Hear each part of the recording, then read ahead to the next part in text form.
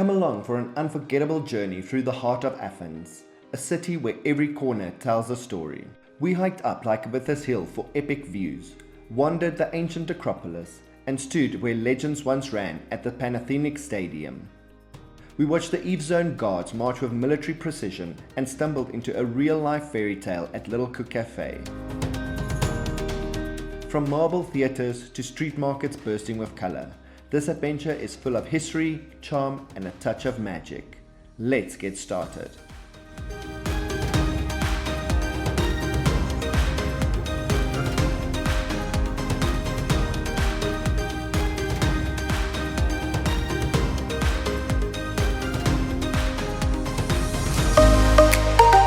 Hey there, and welcome to my channel, your global passport to adventures where we turn dreams into destinations. We boarded our evening flight, hoping to catch some sleep before reaching Turkey. But let's be honest, sleep on a plane feels more like pretending to nap with a neck cramp. With a quick layover, we hustled through the airport like contestants on The Amazing Race. Business class, upgrade. It's going to be fun. Short flight, but it's going to be fun. Yep, we flew business class, and yes, we loved every second of it. Upon arrival in Athens, it was too early to check into our hotel. So instead, we relaxed in the hotel's club lounge, which had an impressive view of the Acropolis and the Parthenon. Here we are at the hotel rooms in Athens. Very nice room here at the Intercon. Now, our room didn't exactly have that postcard view, but hey, it was big, comfy, so we were happy. After checking out the pool, we went back to that incredible Acropolis view, because let's face it, we weren't over it yet.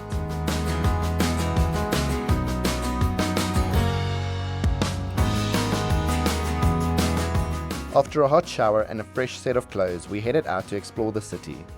Just up the road from our hotel was a bustling street market selling everything from clothes to books to what looked like grandma's old curtains. But what really caught our eye? The fresh fruits and veggies all piled high like a rainbow had exploded. Right now we're exploring a market here. It's a Saturday market in Athens. Quite good fresh produce that they have here. The stuff looks so delicious and fresh.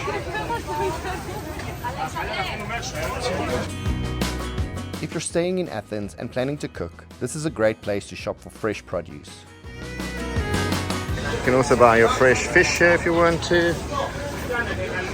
A very nice market for any fresh produce that you would want. From here, we walk to one of the city's big attractions, the stadium where the first modern Olympics were held. The Panathenic Stadium is a striking arena made entirely of white marble. It's the only stadium in the world built entirely from marble and was originally constructed in 330 BC. Here we are at the stadium where the first modern Olympics was held. So right here behind us is where they did the Olympics back in 1889, I think it was. And yeah, the first modern Olympic stadium. This is where the Olympic flame is handed over to the next host nation before each modern Olympics. So even though the games travel the world, the spirit still passes through Athens like a nostalgic postcard from history.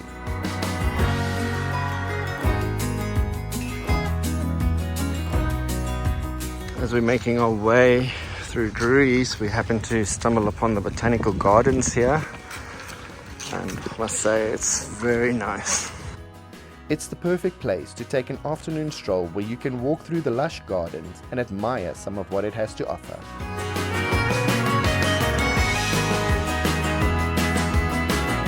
Our walk then took us through the vibey restaurant district of Kolonaki. Here, locals and tourists alike all sit in open-air spaces, enjoying their meal and of course passing the time people watching over a beer or cappuccino. Our mission? Hike Lycabettus hill. Sounds easy, right? Busy taking a hike up this mountain to get a spectacular view of Athens. But I must say, we're a bit unfit. I can see it now. But I'm sure the views are going to be worth it. Halfway there. So we are basically halfway on our little hike to the top of this mountain. It's got stunning views so far. Really amazing. Like, you definitely get a good sense of Athens and what it looks like and how massive it actually is. Although we'd already walked a gazillion steps that day, we finished the climb to the top. There's a vernacular available if you prefer not to walk, but make sure to get to the top because the views there are jaw-dropping. Lycabettus Hill, the mighty marble crown of Athens, rises about 277 meters above the city, making it the highest point in central Athens. According to ancient legend, the hill was accidentally dropped by the goddess Athena while building the Acropolis. On clear days, you can see all the way to the Aegean Sea. We made it to the top of the mountain. As you can see, the best view is the Acropolis right there in the distance. Really stunning, but quite a popular spot, don't you think? It's hectic, it's hot. And of course you also have this nice church back here. At its summit sits the charming whitewashed chapel of St. George, a 19th century church that looks like it was borrowed from a Greek island vacation rather than towering over a bustling city. And of course what goes up must go back down. So now we have the lovely pleasure of taking our hike back down again. At least the views are spectacular. The descent was much easier and allowed us to explore more of the city. We passed the Greek Parliament building, where we saw the Evzone guards stationed at the tomb of the unknown soldier. Their precision and discipline are remarkable.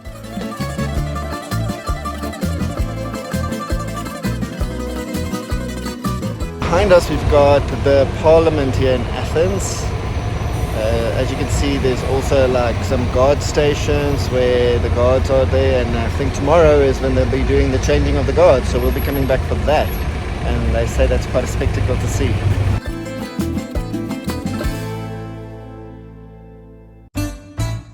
Tucked just behind the Parliament lies the National Garden.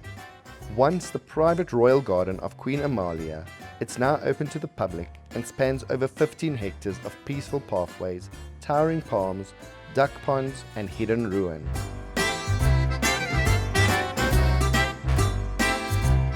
Here we're at the Zapian Hall, if I'm pronouncing it correctly. I must say these Greek words do seem very hard to pronounce, so I don't even think I'm going to try, but yeah, this is the hall. This is the Olympian, and as you can see it's under renovations. Don't know if it's for cleaning purposes or what exactly they're doing, but kind of means you can't get to see the full view of everything. And then of course up there you've got the Acropolis.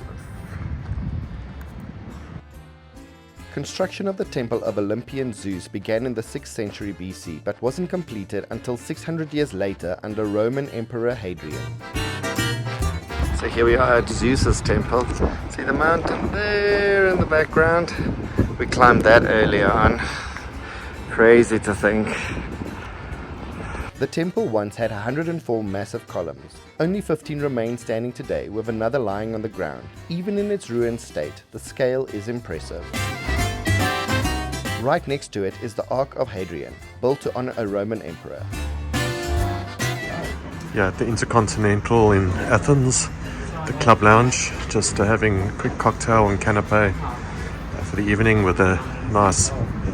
Not a bad place to have a meal. With this view, it's worth it. It's really good. Cheers. We returned to our hotel for dinner and enjoyed amazing views of the Acropolis lit up at night.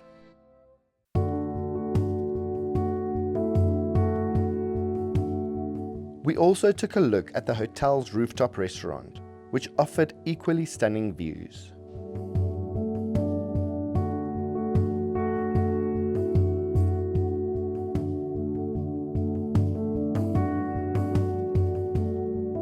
The following morning, we set out again. We passed the Acropolis Museum and the adjoining research center, both of which are modern landmarks in the heart of historic Athens.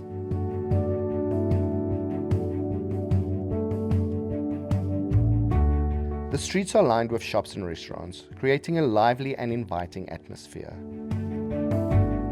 Athens is one of those cities where every corner is a surprise, with photo ops just waiting to be Instagrammed.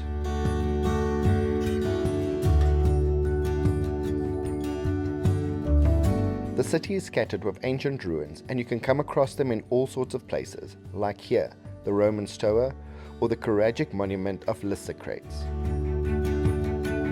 Exploring the streets of Athens is a delight and something you will truly enjoy. Cool as that. They are full of charm, full of lots of places to eat, and of course, lots of souvenir shops selling magnets, olive oil, and even some questionable souvenirs.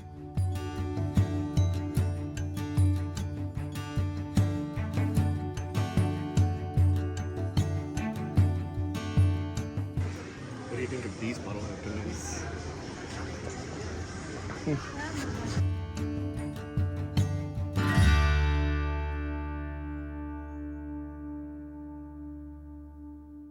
Walking through some of the streets here in Plaka, very touristy, very busy. This is one of the quieter side streets. Very nice. Here is an Orthodox church that's 1,000 years old, built over the remains of old Roman baths. We're on our way to the changing of the guard here at Parliament. And as you can see, this is quite an attraction. A lot of people gather on a Sunday here to come and witness the changing of the guard. So let's hope we get a good spot and see what it's all about. At 11 a.m. on a Sunday, the Evzones march in unison from the barracks to the tomb of the unknown soldier, accompanied by a military band.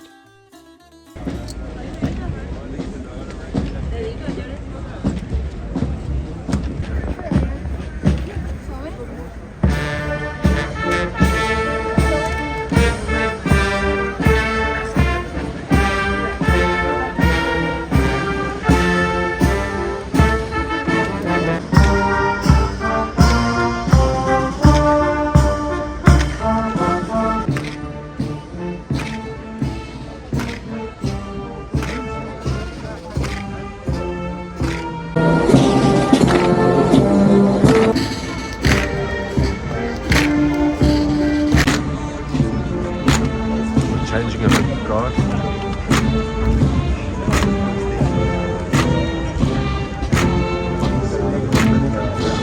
Definitely worth taking the time to see this special ceremony. The guards wear their formal uniforms, including the famous pleated skirts and pom-pom shoes, and perform a slow, synchronized routine as they change positions.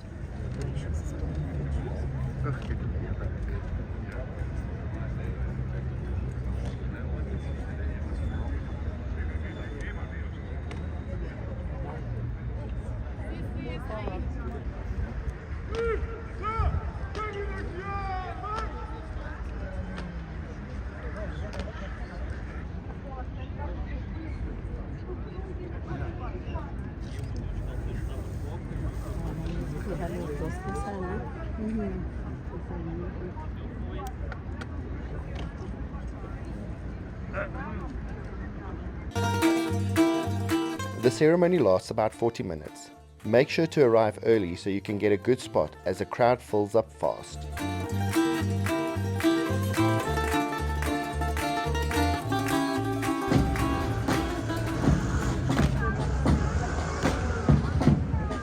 What a spectacle. I said they came in.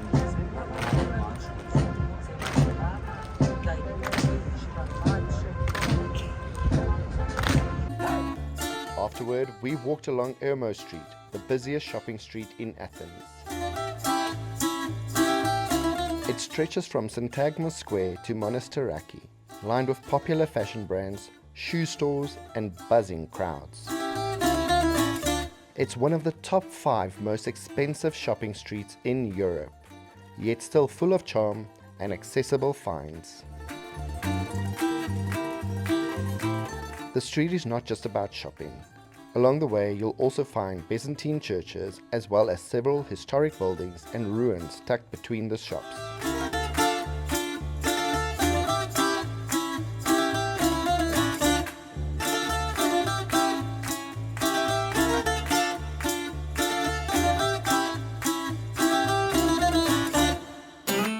Next, we went to Monastiraki Square, a bustling hub in Athens, known for its lively flea market ancient ruins nearby, and a vibrant mix of history, street food, and local culture all in one place.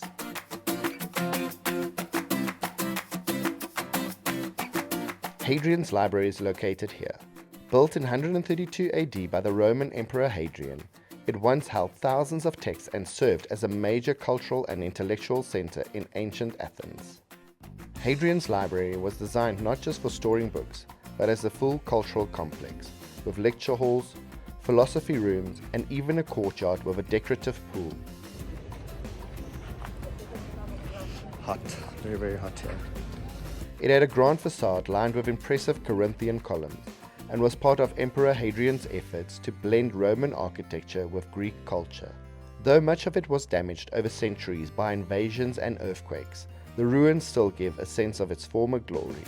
Its tall columns stand as a quiet reminder of the city's scholarly past.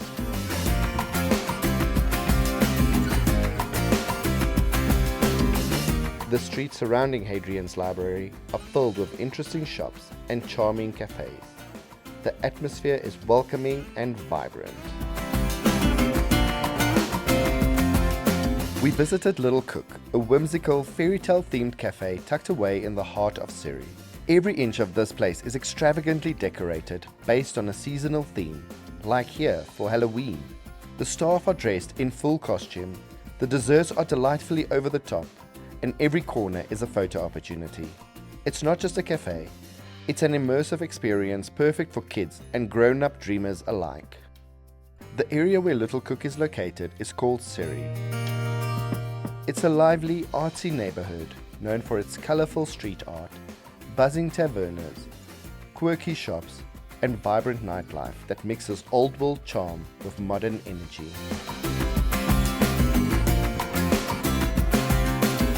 Once a working class area with a gritty edge, Surrey has transformed into one of Athens' trendiest neighborhoods, blending bohemian vibes with rich history. Its narrow streets are lined with neoclassical buildings, now home to indie cafes, live music bars, handmade craft shops, and tapa-style tavernas.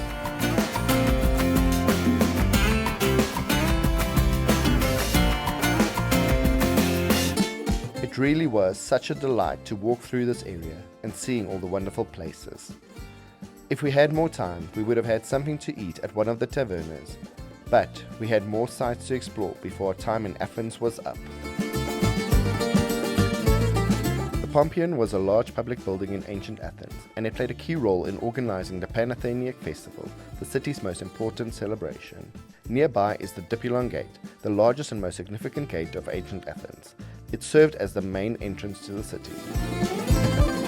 Next, we went to the site of ancient Agora of Athens, which was the bustling heart of the city, a lively open space where Athenians gathered to shop, discuss politics, and socialize. Today, you can still walk among its ruins.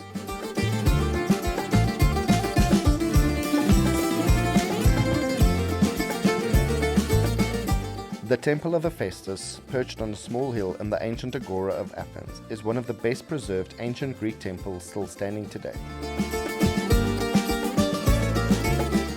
Located northwest of the Acropolis, ancient Agora was both a marketplace and the center of public life, home to temples, fountains, stores, and government buildings.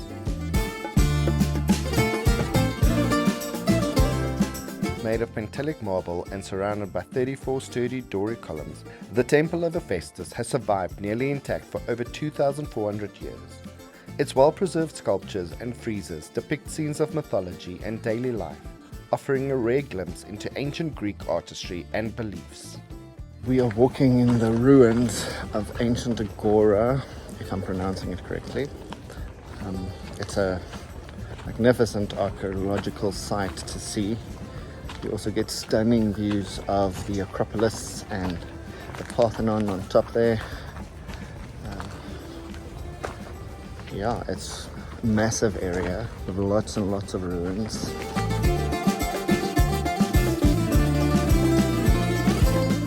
Ancient Agora of Athens hosted important buildings like the Bouleuterion, where the city council met, and the Tholos, the rotating headquarters of Athenian officials, making it the true beating heart of Athenian democracy. Philosophers like Socrates taught here, and democracy itself took shape within its grounds.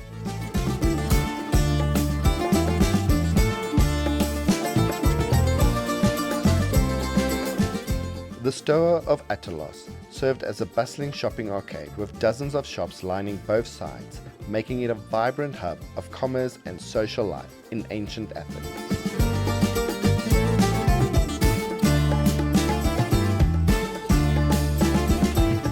It has been beautifully restored and now houses the Agora Museum, showcasing artifacts that bring ancient Athenian daily life vividly back to life. Walking through it today feels like stepping back in time.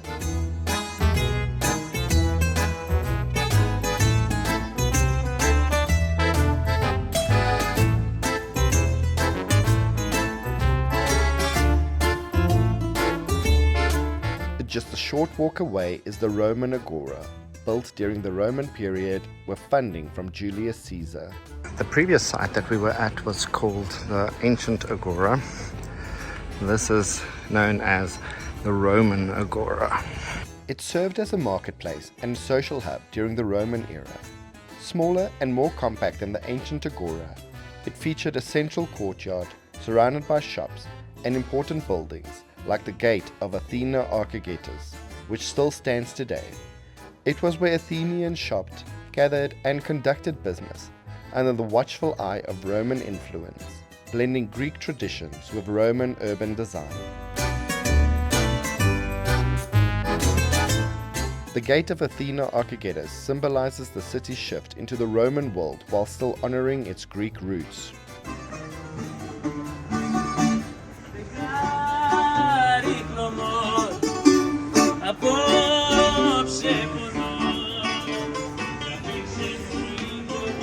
It's got cool bustling this street.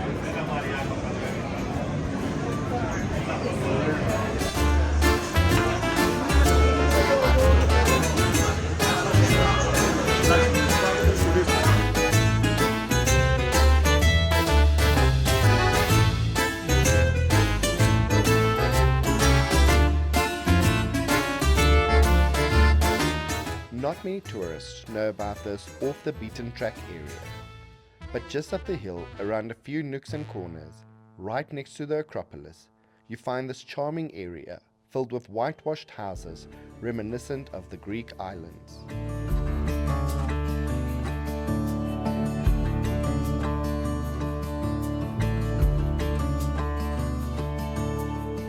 Of course, be mindful and respectful of the people staying there. This is a residential area and not a tourist attraction. It's a beautiful, quaint area which makes for stunning photos.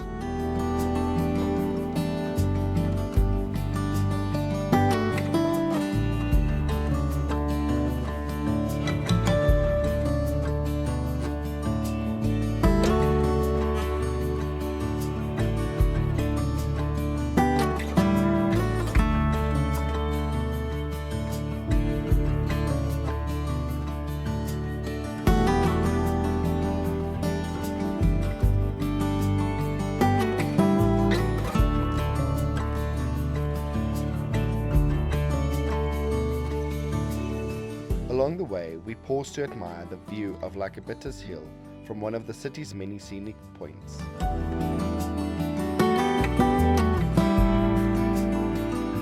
Then we reach the Odeon of Herodes Atticus, an ancient amphitheatre built by the wealthy Roman Herodias Atticus in memory of his wife.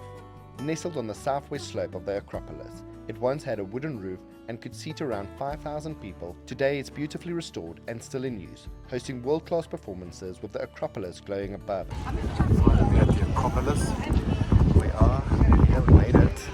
Quite busy. Then finally we got to the top of the Acropolis, the ancient rocky hill that rises above Athens, crowned by some of the most famous monuments in the world. As you approach the entrance to the Acropolis, the first thing you see is the grand staircase leading up to the Propylaea, the monumental marble gateway that once welcomed ancient Athenians and visitors alike. Its massive dormic columns, central hall and side wings immediately give a sense of awe, like stepping through a gateway into another world. The Doric columns at the entrance stand about 8 meters high and around 1.5 meters in diameter, giving the gateway a towering, majestic feel as you climb toward it.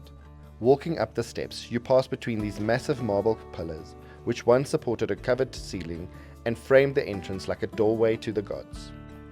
Stepping out on the other side, the Parthenon suddenly comes into full view, a powerful reveal that still stirs visitors today, just as it did in ancient times.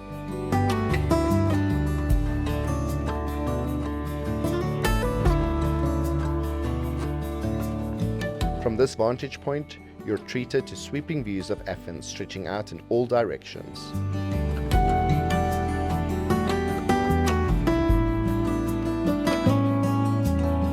Construction of the Parthenon began in 447 BC and was completed in 432 BC during Athens' Golden Age, and it took hundreds of skilled workers and artists to finish. Built from gleaming white marble, the structure is surrounded by 46 columns. Inside, there once stood an enormous gold and ivory statue of the goddess Athena, towering nearly as high as a two-story building.